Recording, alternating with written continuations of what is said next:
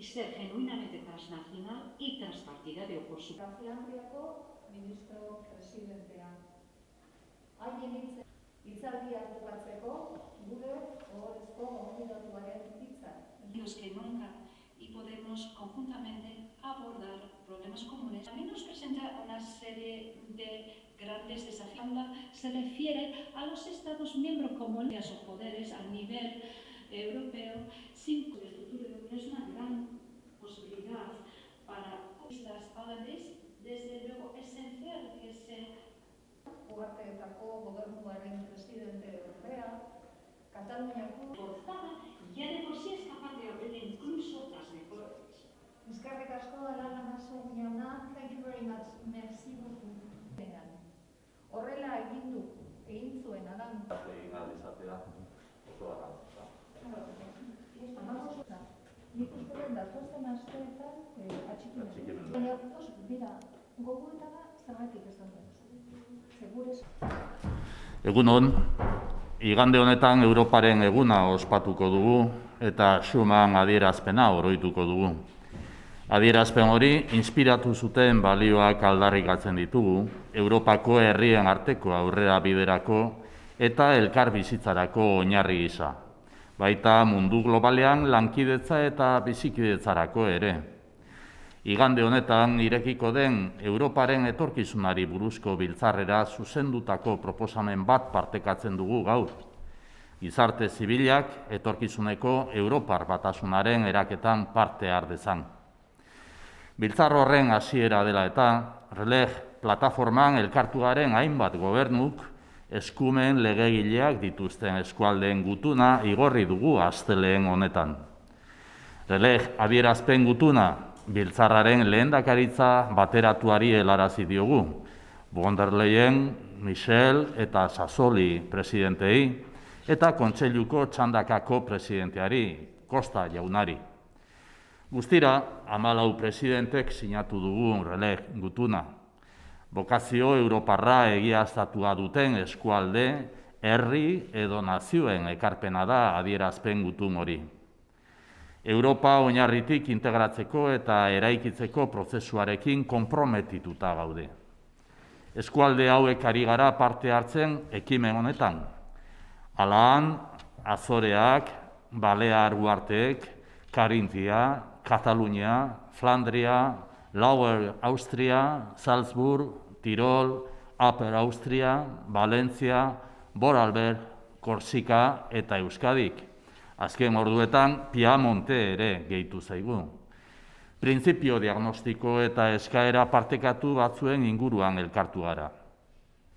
Las y los firmantes de la Carta Releg consideramos que la Unión es mucho más que un club de Estados miembros. El contexto actual de pandemia evidencia que las políticas transformadoras son esenciales.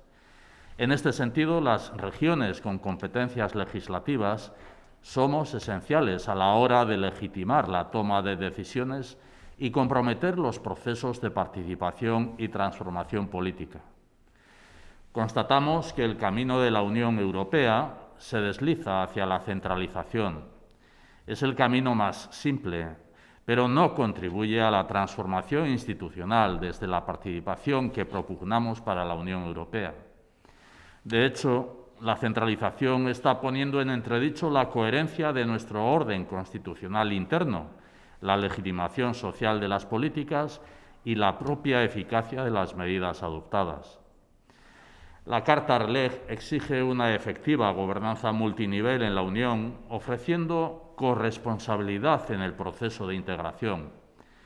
De esta manera, se puede garantizar la aplicación precisa de la dimensión descentralizada de los principios de subsidiariedad y proporcionalidad, principios fundamentales de nuestro proyecto europeo. En concreto, solicitamos a la presidencia de esta conferencia formar parte de su órgano plenario y participar en el seguimiento de sus resultados. Solicitamos, asimismo, la organización de un encuentro de alto nivel sobre gobernanza multinivel efectiva para analizar la viabilidad de un nuevo marco institucional. un marco en el que las regiones con competencias legislativas aspiramos a contar con un estatuto singular y único de región partner de la Unión Europea. Proposamen hori bat dator Europar Batasunaren sorrera printzipioekin. Proposamenak Alain Lamassoure jaunak zorroztasunez, ausardiaz eta konpromisoz 2003ko konbentzioan aurkeztu zuen proiektuaren ondarea jasotzen du. Eskumen legegileak ditugun eskualdeon zeregina ez da amaitu oraindik, eta Europar Batasunaren proiektuan gure bidea aurkitzeko ahaleginean ari gara.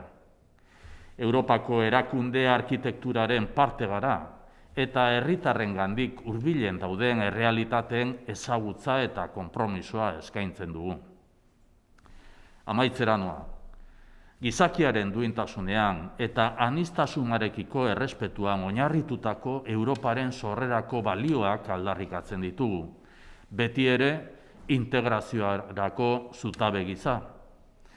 Releg adierazpen gutuna jarri dugu mahai gainean, nahi dugun Europa berriari laguntzeko. Behetik gora eraikia, parte hartzailea, anitza, irekia eta batua izan dadin Europa. Datozen hilabeteetan, atzera ezina den hausnarketa sustatuko dugu, eta ekimen honen inguruko borondateak eta atxikimenduak elkartzen jarraituko dugu. Eskertzen dugu ekimen honetan izan duzuen arreta eta parte hartzea. Ondoren, Marian Elortza Eusko Jaurlaritzaren kanpo harremanetarako idazkari nagusiak parte hartuko du. Marian, zurea da hitza, eskerrik asko.